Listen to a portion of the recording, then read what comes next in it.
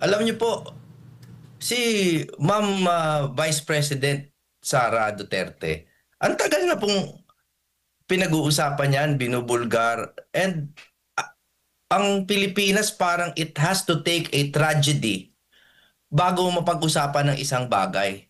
Alam nyo, seriously, no, yung the police cannot police the police, no?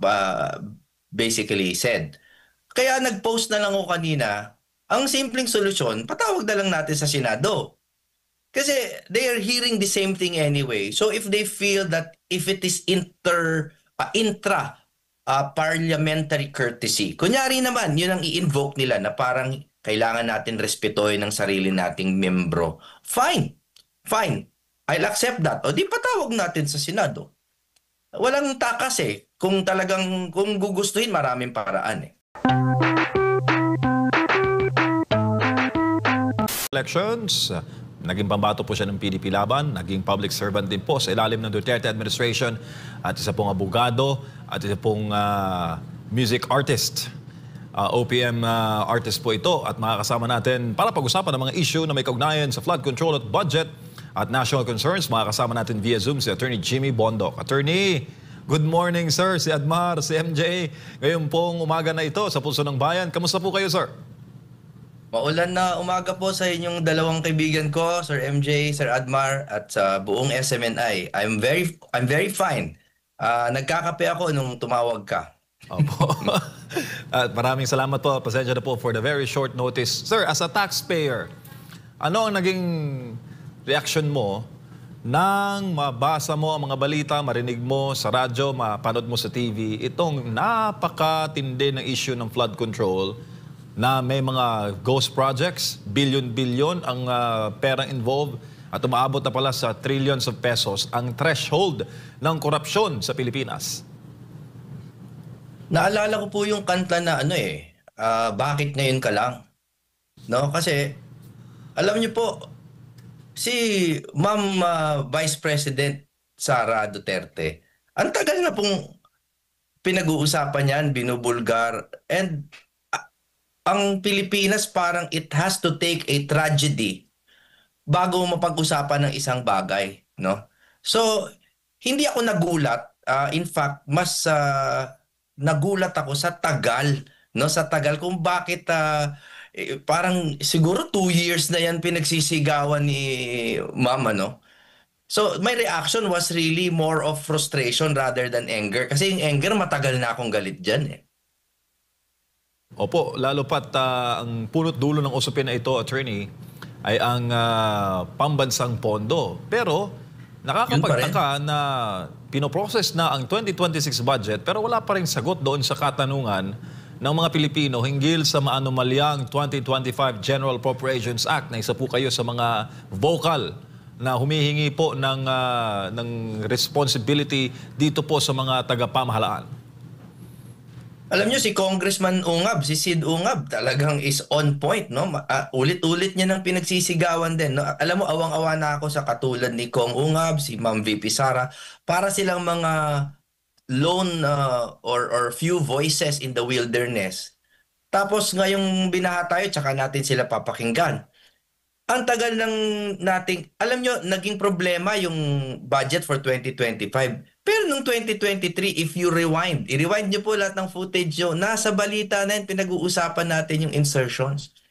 Kaso nga, like I said, kailangan bahain muna tayo, makita natin yung epekto ng widespread plunder bago tayo dinggin. So, it's really very frustrating, pero alam mo, lahat naman yan, blessing pa din, at least dinidinig na. Ang tanong ngayon, kung yung 2026 budget, kahit sabihin pa nilang reenacted, i-reenact na lang yung 2025. Kunyari, sabi ni Pangulong Marcos, hindi daw kasi, pag hindi raw aligned sa NEP, National Expenditure Program, magpapa-reenact na lang siya ng lumang budget. Nakakaloko yun. Yung lumang budget nga ay may problema. Yun ang i-reenact natin. So in short, ang gulo-gulo-gulo na. No, ang palagay ko, pag-usapan muna natin yung budget, panagutin natin yung mga nag-insertion, and i-revisit natin yung mga small committee na hindi dapat nag-i-exist. I argue that they are unconstitutional. Opo, at ang Kongreso ay nag-iimbestiga sa issue ng flood control. Iimbestigahan nila ang kanilang mga sarili, attorney. Alam mo naman, nauugnay po ang mga pangalan ng mga mambabatas hinggil po sa issue ng flood control. Maganda rin yan. Siguro yung mga movies, sila na rin ang mag-censor sa sarili nilang movies, mga direktor, no? Tapos sa traffic, tayo na rin po ang humuli sa sarili natin. Pag nag-speeding tayo, honesty system na lang. Parang ganun po yung ginagawa nila eh. Ngayon, hindi naman po ako naniniwala na it is impossible. No? Hindi ako naniniwala na it is impossible.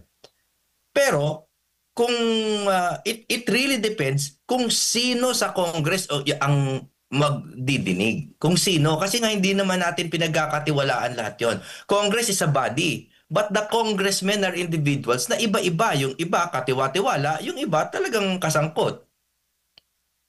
Opo, lalo pat hinahanap ngayon yung accountability ng mga kongresista na nag-serve bilang mga dating pro-chair noong nakaraan na 19 Congress. Pero hindi nila mapatawag-tawag, attorney, nakapagtataka lang na may mga ganong hakbang sa House of Representatives na siya naman talagang dapat tumbok na gawin nila para masagot itong mga katanungan ng taong bayan, attorney. Baka walang signal kung nasaan siya naroroon. Kasi malayo yan. Alam nyo, seriously, no, yung the police cannot police the police, no? Basically said. Kaya nag-post na lang ako kanina, ang simpleng solusyon, patawag na lang natin sa Senado. Kasi they are hearing the same thing anyway. So if they feel that if it is intra parliamentary courtesy, kunyari naman, yun ang i-invoke nila na parang kailangan natin respetuhin ng sarili nating membro. Fine. Fine. I'll accept that. O di patawag natin sa Senado. Walang takas eh. Kung gugustuhin, maraming paraan eh. Opo, sir, bago lang si Partner Admar, kayo po nanimbihan sa ilalim ng Duterte administration sa pamahalaan. Ano ang pagkakaiba na nakikita mo, sir, doon sa mga mahigpit na pronouncements at pagmumura ni FPRD hinggil po sa issue ng droga at korupsyon, kumpara ngayon sa wala tayo naririnig na kumbaga matindi na pulisiya o guidance mula po sa mga tagapamahala hinggil po sa mga ganitong issue. Lalo pat natakot ang mga kawatan, ang mga durugista sa panahon ni FPRD, although meron pa rin ng mga issue ng corruption, pero at least, Attorney Jimmy, sa pronouncements pala ng Presidente, nagdadalawang isip sila na gumawa ng mali. Hiwa-hiwalayin natin yung issue, no? Kasi I'm sure we are referring to the current president, no? And with all due respect, no? I think his performance varies depending on the topic. So let us be fair. Pagdating po dun sa drug issue, I respectfully say that I think he has failed that or is failing that. Kasi talagang pagdating sa drug issue, masalimuot talaga. It requires the cooperation of the local governments. Tight na tight talaga ang hawak mo dapat sa police. And tapos, let's talk about the elephant in the room. Meron laging rumors about his own drug use, which is alleged. No? So all of that, nagiging mahirap para sa kanya kontrolin yung drug issue. Pagdating po sa corruption, I have to be fair. I have to give him a few more points. Kasi kahit papano, kahit sabihin pa nilang sarsuela lang yan, kesa naman hindi natin pag-usapan. Kahit papano, inilibas niya sa SONA, kahit papano, they are finally talking about it. And kahit sabihin pa nilang meron konting mga connivance or something, ang ending nito, may mananagot pa rin. And for me, it is better than nothing.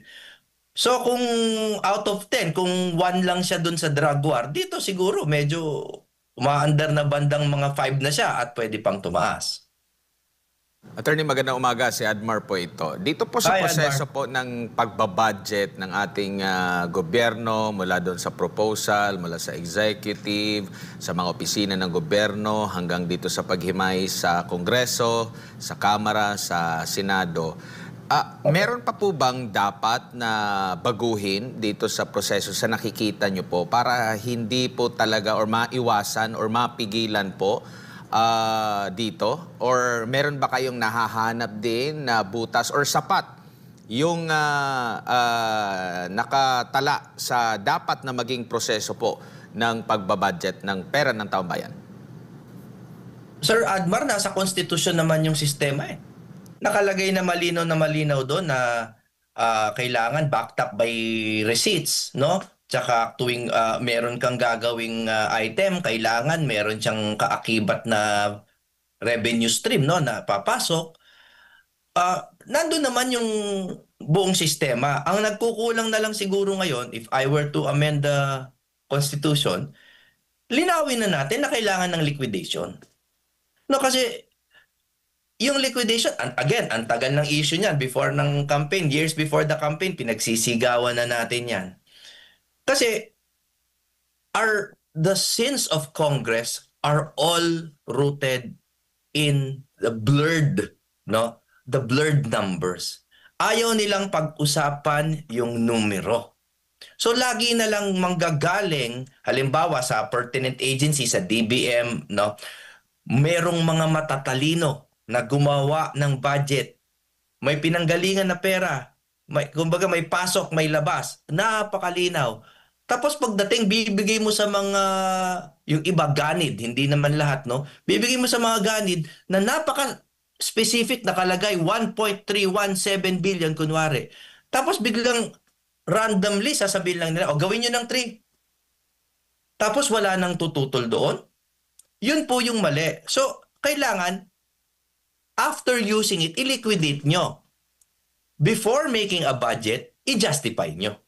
Ganun lang. Kaso nga, like I said, kung ang humahawak ay ang mismong kawatan, wala tayong magagawa kahit po i-amend natin yung Constitution. Opo, dito naman po sa mag-imbestiga, kasi nga ang na-involve po dito yung taga-budget ng budget or ng pera ng taong bayan. Sa investigasyon po, kasi meron pong niluluto pa lang ata kasi wala pang final eh. Pero nababanggit na yung independent commission. Pero kung matatandaan nyo po, sa unang pag-upo pa lang, unang parte ng kasalukuyang administrasyon, yung komisyon na itinatag ni former President Rodrigo Duterte, yung Anti-Corruption Commission, Presidential Anti-Corruption Commission led by Ginoong Greco Bellica, binuwag po, Executive Order number 1 ng kasalukuyang administrasyon. Ngayon, may bubuin na naman dahil nga dito sa issue po ng korupsyon. Sa tingin nyo po, ano po yung pinakamabisa dito sa pagtatatag ng Independent Commission? Sino kaya ang pwede na maging membro nito na magiging independent talaga na masasabi po, Attorney? Well, alam nyo, I know you're waiting for just one name, no? Talaga namang si Mayor Magalong naman ang matagal ng pinag-uusapan. He has the clean track record and the trust and confidence of the people. Regarding the abolition of the PACC, kontra man to sa sinasabi ng mga kakampi ko, ako nauunawaan ko yon. Ayoko yon, pero nauunawaan ko. Kasi syempre, alam nyo, yung mga Truth Commission tsaka mga investigative bodies na ginagawa ng bawat administrasyon, that's, sa totoo, hindi naman independent yan. Presidential nga ang title presidential. So, kailangan tao yan nung presidente. Ang sa akin lang, nung binuwag, bakit walang tinatag ka agad? Kasi pwede ka magbuwag dahil ayaw mo yun, hindi sa'yo yun. Pero magtatag ka kaagad. Bakit kailangan magkaroon ng grabe munang sakuna? Sakuna muna may namamatay muna Kaya nga sinabi ko, ano na to crimes against humanity na to na pinagtatawanan ako ng mga nagpapakadalubhasa. Pero sa totoo, it's already a crime against humanity. Tapos, yung commission na gagawin nila ngayon, it will again depend on two things. Sino ang ilalagay? Tsaka ano yung totoong powers na ibibigay nyo dyan? Kasi kung bibigay nyo yan ng powers pero nananagot pa rin sa mismong presidente, hindi pwede. Kailangan kung independent, independent. May fiscal autonomy, may automatic appropriation. So, I don't know if kaya kong paniwalaan yan, but I will still hope for the best. Opo. Si Senador Bato de la Rosa, nakaalyado nyo po sa PDP laban na attorney, ay naghain po ng panukalang batas laban doon sa mga magiging convicted bilang plunderero, yung mga sa kasong plunder po, parusang kamatayan. At sabi pa nga niya, tingnan natin kung sino yung haharang dito. Sa tingin nyo po, uusad ito, lalo na kung ang magiging tagapagpanday din ito, possible sila din yung matatamaan ng batas.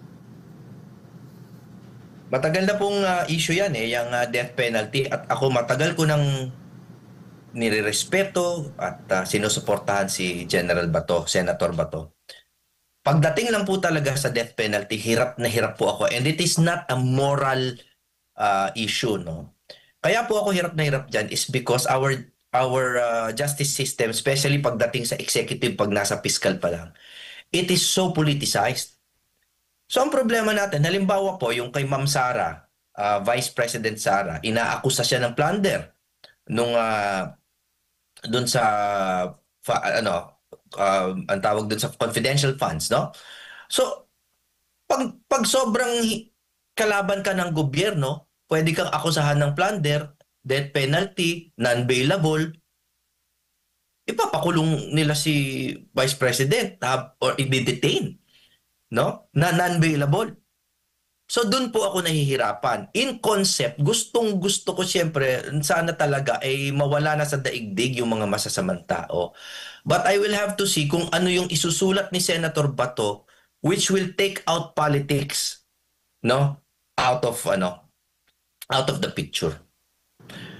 Opo. Dito naman po sa pangyayari sa Indonesia na halos sumasalamin sa mga pangyayari din sa ating bansa. Ang inireklamo nila, masyado nang marami yung benepisyo binibigay doon sa mga government officials pa na maganda naman talaga yung sahuran nila.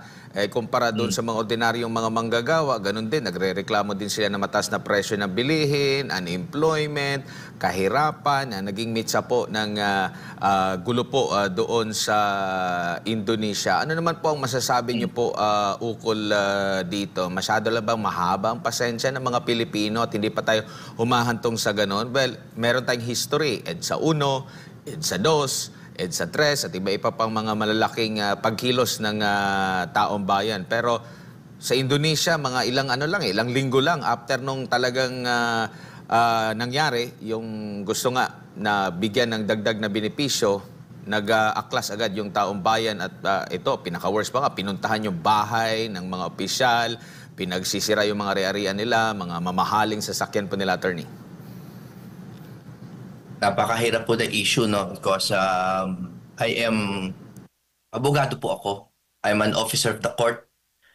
I cannot advocate violence or unrest. At kahit nagigil na ako, ayoko mawalan ng pag-asa. Taking the law into our own hands, kung gagawin rin lang natin yan. Wag akong pakukulong, mga kaibigan, ha? Kung gagawin rin lang yan, then it should be about the revolutionary government na that our former president was talking about, no? Para sa akin, drastic measures, no, for drastic times. Bakit pa tayo mag-aaklas ukol lamang sa sweldo ng congressman? Kung mag-aaklas lang tayo, baguhin na natin yung sistema. And again, I am not advocating. Yun lang ang akin, no? Yun lang ang akin. Pero hanggat maaari nating habaan ng pasensya natin on that relatively small issues compared to the Constitution or changing the government, no? Habaan po natin ang pasensya natin. Opo. And nakikita niyo po ba na may mga panukala din na dapat wag mo nang pondohan yung mga flood control projects for 2026 hanggang hindi pa nasisettle itong sa 2025 or sa mga previous pa, marami pang dapat i-audit po dito. Attorney, ano sa tingin niyo po yung dapat gawin ng gobyerno in terms po sa pagre-release ng pera, kaugnay po, hindi lang itong flood control project, pati pa sa ibang mga proyekto po, Attorney, para ma-safekeep po yung pera ng taong bayan? Mali po yun para sa akin dahil hindi po porke ninanakaw ang budget ay hindi mo na lalagyan. Kasi kahit hindi mo yan budgetan, hindi nanakawin nila sa ibang binadgetan mo. Kasi what's wrong is not the flood control project fund per se. What's wrong is how we compute our budget, how we pass our annual law, no? Yun yung mali. Hindi yung flood control fund, no? So, with regard to the flood, it's an emergency. So maybe the thing to do is to grant emergency powers to the president. Again, this is just an idea, no? It's open to criticism.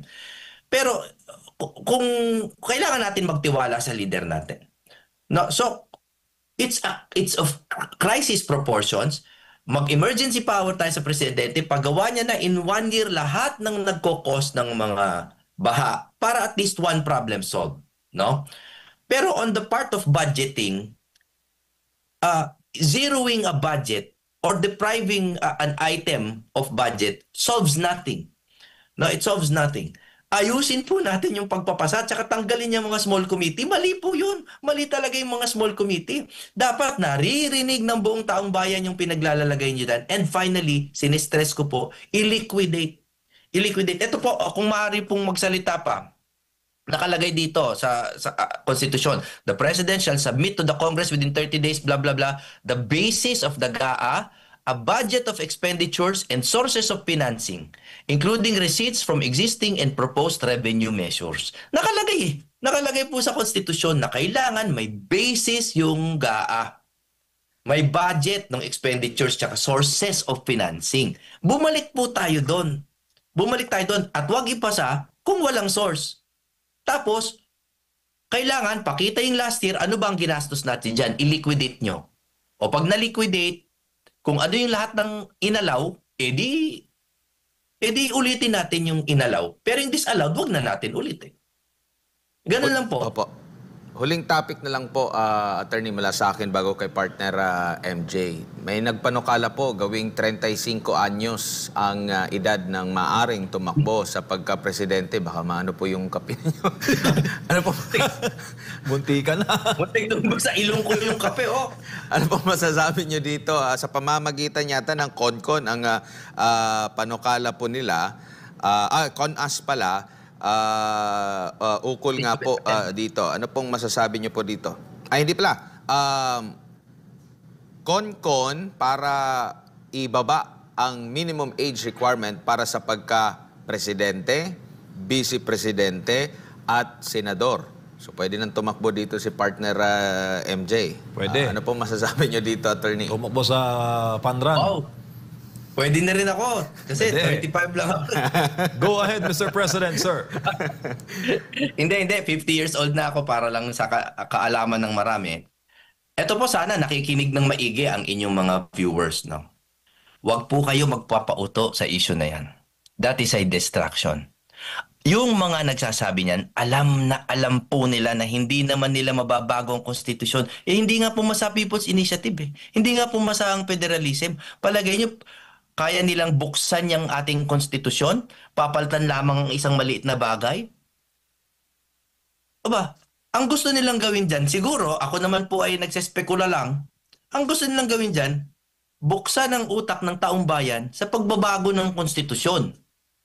O, kasi kapag binuksan na yung topic na yan, whether CONCON or CONAS, kapag bukas na yan, magkaka-insertions na. Yung budget nga nalalagyan ng insertion, yan pa kayang CONAS tsaka CONCON.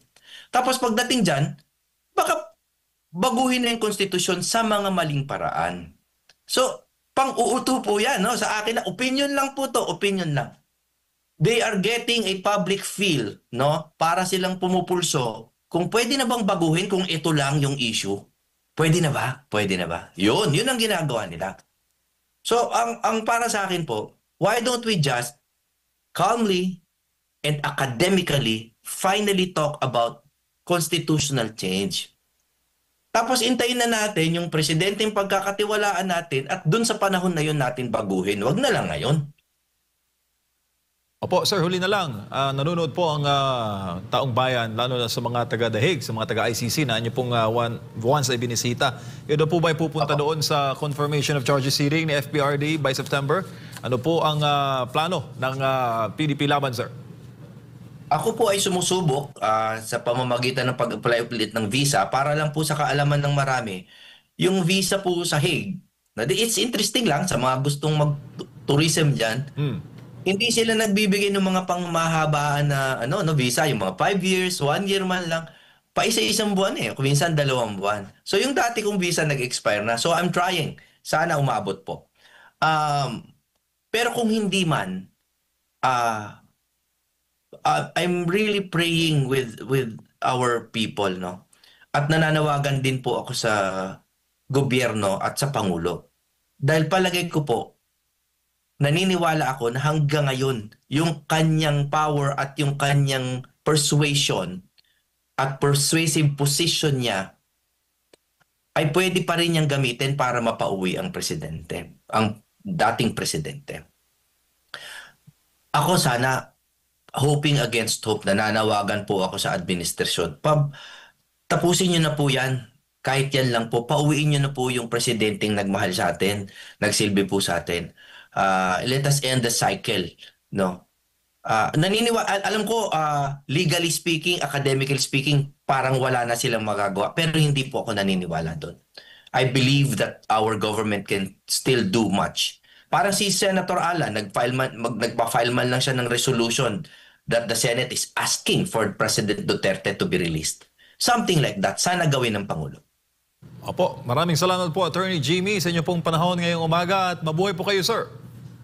Mabuhay po kayo, Sir Admar, Sir MJ.